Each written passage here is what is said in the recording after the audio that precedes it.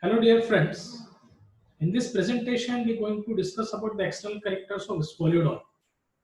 Scoliodon, commonly called as Indian shark or Indian dogfish because it having good power of smell, is included in syllabus of various universities.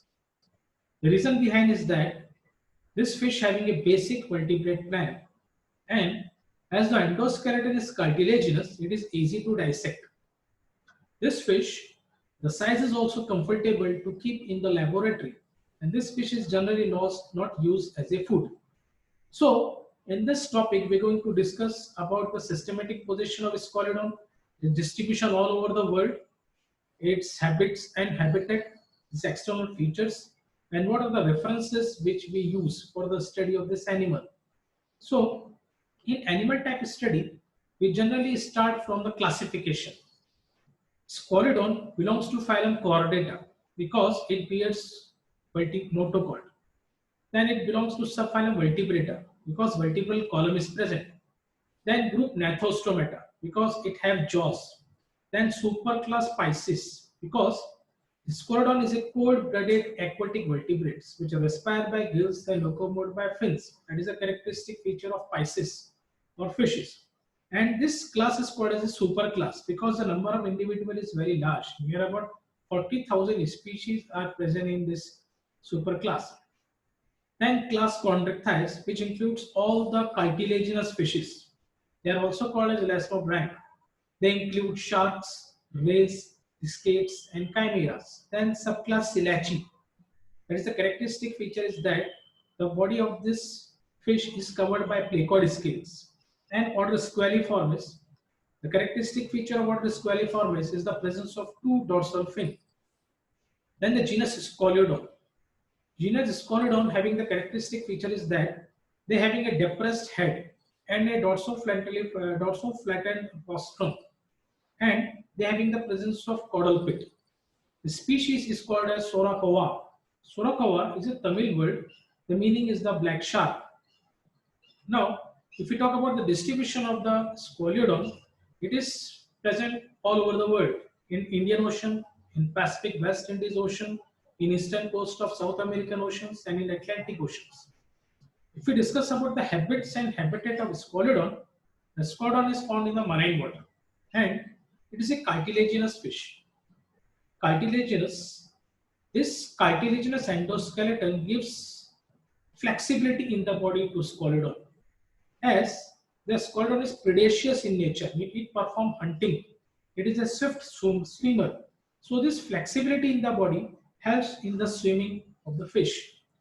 The Scoliodon is carnivorous. It eats other animal and the food includes the small fishes, crab, lobsters, prawns. The sexes are separate and there is internal fertilization.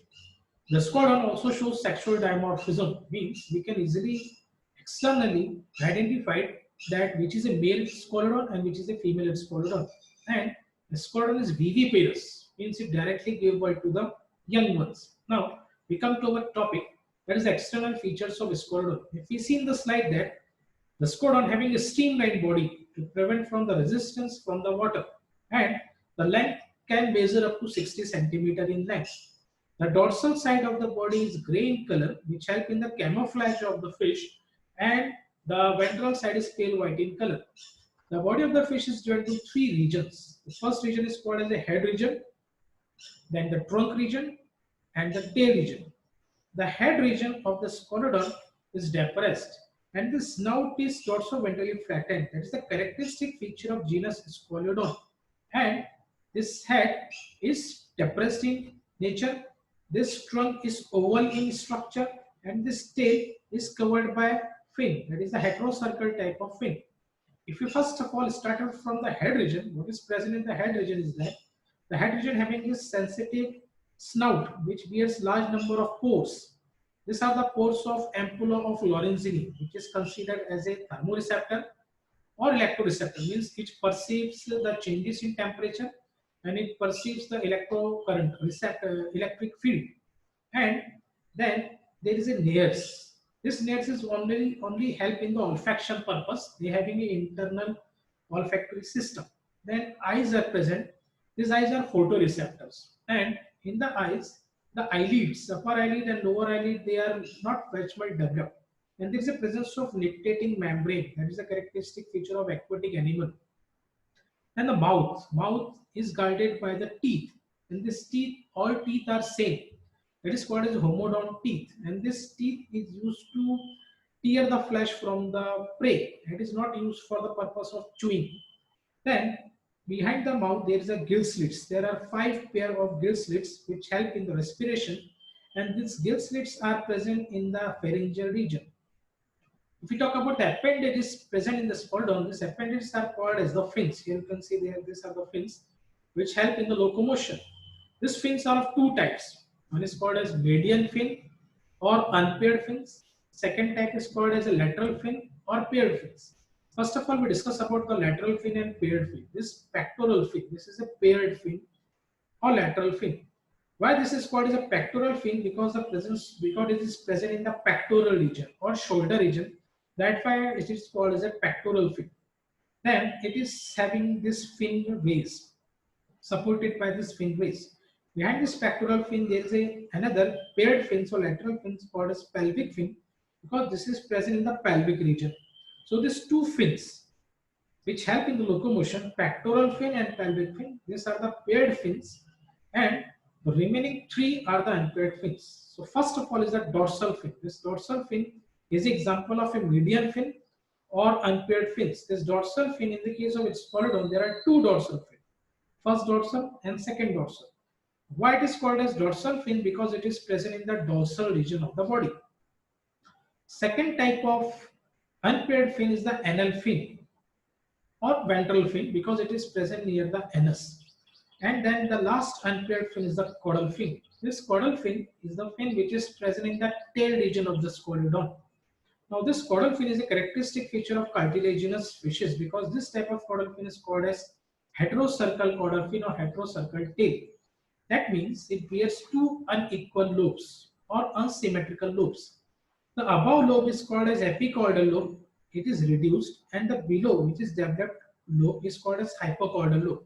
And both these lobes are different. That is the characteristic feature of the cartilaginous fishes. The superclass Pisces is divided into 2 classes: chondrichthyes and osteichthyes. Chondrichthyes include the cartilaginous fishes. The example which we are discussing is the Scoliodon. The second category is the osteichthyes fishes or the bony fishes. They are having bony endoskeleton. The fish which we eat, like rohu, katla, and mrigal, they are generally bony fishes, and their caudal fin is of homocircle type, because the both lobes are same. But in the case of cartilaginous fishes, Scoliodon for example, they are having a heterocercal type of caudal fin. Means they having the 2 lobes are different with each other and they are unsymmetrical. Then the body of the Scoliodon, as we have discussed, that it is grey in color from the dorsal side, the name black sharp, and which help in the camouflage of the fish, and the ventral part is pale white in color. And here you can see this trunk region having this dot like a line like structure bears large number of pores. This line is called as lateral line. This lateral line consists of neuromast organ, which is considered as a rheoreceptors, or it perceives the changes in the water current.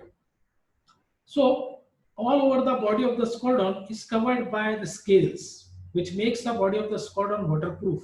These scales are called as a placoid scales. If we talk about the sexual dimorphism, means how we differentiate between the male Scoliodon and in female Scoliodon, the sexual dimorphism is well marked in the case of Scoliodon. In the male shark or in the male Scoliodon, a intromitted organ is present. This intromitted organ is called as clasper, which is present near the pelvic fin. This clasper is help in the internal fertilization. So if we see the ventral side of the Scoliodon, in the case of male shark, clasper is present near the pelvic fin, and if the clasper is absent, that means it is a female shark. So a well-marked sexual dimorphism is present in the case of Scoliodon. In either way, in the fishes, the sexual dimorphism is not easy. We can't able to differentiate between the male fish and the female fish. Only possible during the breeding seasons. But in this Scoliodon, we can easily, there is a well-marked sexual dimorphism is present, and that is by the help of an intromittent organ called as clasper, which is present in the case of male Squalodon. Then the scales are the are present. They are the exoskeleton in the fishes, which is covered all the body of the fishes and that make the fish body waterproof. These scales are used in the classification of the fish also. They are also used to find out the age of the fish also. Different fishes having different type of scales. For example, in the case of water Cypriniformis, which includes the rohu, kattam, mrigal, they having a cyclod type of scales. In the case of the most developed order Perciformis, they having a ctenoid type of scales. For example, Anabus and Nandus. Placoid scales are present in the case of cartilaginous fishes. Placoid scales are the characteristic feature of the cartilaginous fishes. This placoid scales is divided into two parts. First is this teeth. This is called a strident teeth, and this is a rhomboidal plate due to the rhomboidal shape. This rhomboidal plate is immersed in the dermis layer of the skin, and in the center there is a pulp cavity which contains blood vessels and nerve endings. And from this arises this trident spines. This is done into two parts, medial spines and the lateral spines.